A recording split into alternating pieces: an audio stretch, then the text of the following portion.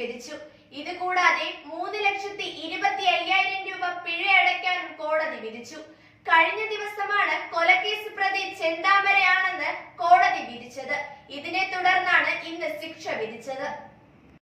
പാലോട് പോത്തുണ്ടി സജിത കൊലക്കേസ് പ്രതി ചെന്താമരയ്ക്ക് ഇരട്ട ജീവപര്യന്തവും തടവ് ശിക്ഷയും പാലക്കാട് അഡീഷണൽ ജില്ലാ സെഷൻസ് കോടതിയാണ് കേസിൽ വിധി പറഞ്ഞത്. കേസിൽ പ്രതിക്ക് വധശിക്ഷ വിധിക്കണമെന്ന് പ്രോസിക്യൂഷൻ ആവശ്യപ്പെട്ടിരുന്നു. യാതൊരു ഭാവവ്യത്യാസവും ഇല്ലാതെയാണ് ചെന്താമര വിധി കേട്ടത്. ഇരട്ട ജീവപര്യന്തത്തിനോടൊപ്പം 3,25,000 രൂപയും പിഴയടയ്ക്കണം. ചൊവ്വാഴ്ചയാണ് കേസിൽ പ്രതി ചെന്താമര കുറ്റക്കാരനാണെന്ന് കോടതി വിധിച്ചത്. പോലീസ് കണ്ടെത്തിയ കുറ്റങ്ങളെല്ലാം പ്രതി ചെയ്തുവെന്ന് ജഡ്ജി പ്രസ്താവിച്ചു. ഭാവഭേദങ്ങളില്ലാതെ വിധിക്കേട്ട ചെന്താമര വിധിയെക്കുറിച്ച് ഒന്നും പറയാനില്ലെന്നായിരുന്നു അന്ന് കോടതി അറിയിച്ചത്. വിധിയെക്കുറിച്ചുള്ള മാധ്യമങ്ങളോടുള്ള ചോദ്യത്തിന് മൗനമായിരുന്നു ചെന്താമരയുടെ മറുപടി. 2019 ഓഗസ്റ്റ് 31 നെന്മാറ പോത്തുണ്ടി ബോയൻ നഗർ സ്വദേശി സജിതയെ ചെന്താമര കൊലപ്പെടുത്തിയത്. ഭാര്യയും മകളും തന്നെ വിട്ടുപോയത് സജിത കാരണമാണെന്ന സംശയത്തെ തുടർന്നാണ് വീട്ടിൽ കയറി മൂർച്ചയുള്ള ആയുധം ഉപയോഗിച്ച് സജിതയെ ആക്രമിക്കുകയായിരുന്നു. കൃത്യത്തിനു ശേഷം ഒളിവിൽ പോയ ചെന്താമരയെ സാഹസികമായി പിടികൂടി പോലീസ് കോടതിയിൽ ഹാജരാക്കി റിമാൻഡ് ചെയ്തു. വിചാരണ തടവുകാരനായിരിക്കെ ജാമ്യത്തിലിറങ്ങി ചെന്താമര പക തീരാതെ സജിതയുടെ ഭർത്താവ് സുധാകരനെയും സുധാകരന്റെ അമ്മ ലക്ഷ്മിയെയും കൊലപ്പെടുത്തി. 2020 പോലീസ് സജിത കൊലക്കേസിൽ കുറ്റപത്രം സമർപ്പിച്ചെങ്കിലും ഇക്കഴിഞ്ഞ ഓഗസ്റ്റിലാണ് സാക്ഷ്യവിസ്താരം തുടങ്ങിയത്. കേസിൽ ചെന്താമരയുടെ ഭാര്യ, സഹോദരൻ, സുഹൃത്തുക്കൾ ഉൾപ്പെടെ ചെന്താമരയ്ക്കെതിരെ മൊഴി നൽകിയതിനെ തുടർന്നാണ് ശിക്ഷ വിധിച്ചത്. ദീപാവലി ആഘോഷത്തിന് സജീവമായി പടക്ക വിപണി. ഇത്തവണ കുട്ടികളെയും മുതിർന്നവരെയും ഒരുപോലെ ആകർഷിക്കുന്ന തരത്തിൽ നിരവധി പടക്കങ്ങളാണ് വിപണിയിൽ എത്തിയിരിക്കുന്നത്. കാന്താര, ലോക, സിംഗം പറഞ്ഞു വരുന്നത് സിനിമാ പേരുകളല്ല. ദീപാവലിയോടനുബന്ധിച്ച് വിപണിയിൽ ഇറങ്ങിയിരിക്കുന്ന പടക്കങ്ങളുടെ പേരാണ്. കുട്ടികളെ ആകർഷിക്കാൻ കാർട്ടൂൺ കഥാപാത്രങ്ങളും കിൻഡർ ജോയും, പ്രണയിനികൾക്കായി ലവ് ഫയർ, ആകാശത്ത് പറന്നു വന്ന് വർണ്ണാഭം വിതറുന്ന ഡ്രോൺ, ചിത്രശലഭങ്ങളെ പോലെ പാറിപ്പറക്കുന്ന ബട്ടർഫ്ലൈ, ഇങ്ങനെ വിവിധ ഇനങ്ങളാണ് ദീപാവലി ആഘോഷത്തിനായി വിപണിയിൽ എത്തിയിട്ടുള്ളത്. ശബ്ദ മലിനീകരണം നിയന്ത്രിച്ചുള്ളതാണ് ഇത്തവണത്തെ പടക്കങ്ങൾ. ഇടയ്ക്കിടെ പെയ്യുന്ന മഴ വിപണിക്ക് ഭീഷണിയും ഉണ്ടാക്കുന്നുണ്ട്.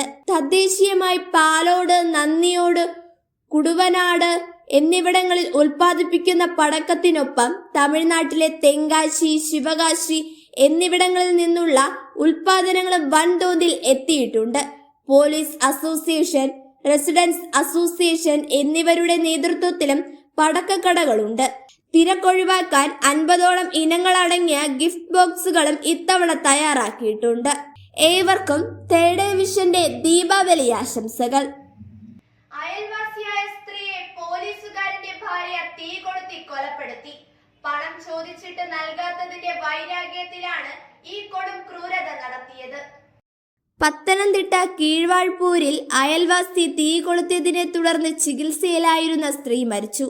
ആശാപ്രവർത്തകയായിരുന്ന പുളിമല വീട്ടിൽ ലതകുമാരിയാണ് മരിച്ചത്. കോട്ടയം മെഡിക്കൽ കോളേജിലെ തീവ്രപരിചരണ വിഭാഗത്തിൽ ചികിത്സയിലായിരുന്നു ലതകുമാരി.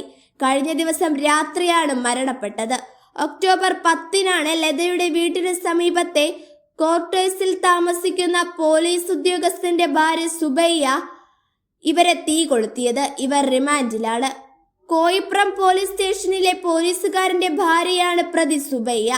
പോലീസ് ക്വാർട്ടേഴ്സിലാണ് താമസം. ഓൺലൈൻ വായ്പാ ആപ്പുകളിലും ഓഹരി വ്യാപാരങ്ങളിലും ഇവർ സജീവമായിരുന്നു. ഭർത്താവ് അറിയാതെയായിരുന്നു ഓൺലൈൻ ഇടപാടുകൾ.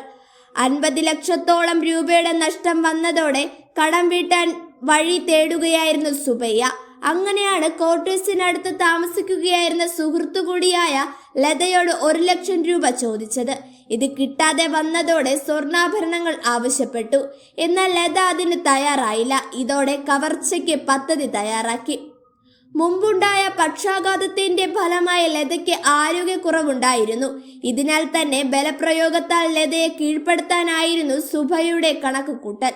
വ്യാഴാഴ്ച വൈകിട്ട് 4:30 7 മാസം പ്രായമുള്ള ഇളയ കുട്ടിയുമായി സുബയ്യ പുളിമലം വീട്ടിലെത്തി.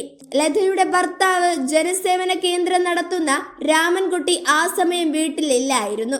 കുട്ടിയെ അടുത്ത റൂമിൽ കിടത്തിയ ശേഷം ലതയെ കത്തി കാണിച്ച് ഭീഷണിപ്പെടുത്തി.